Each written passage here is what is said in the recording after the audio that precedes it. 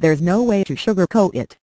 Hurricane Irma is a catastrophic storm, and it's heading toward Florida and potentially the southeast coast.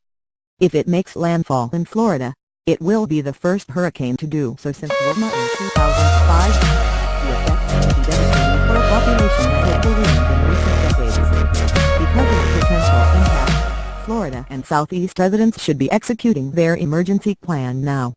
Even if the storm doesn't make a direct landfall, the region is still at risk for severe impacts. Wind gusts could exceed 100 miles per hour and torrential rain will cause flash flooding. More than half of all hurricane deaths are caused by flooding, and the majority of those occur while people are in their cars. By preparing now, you can keep your family safe.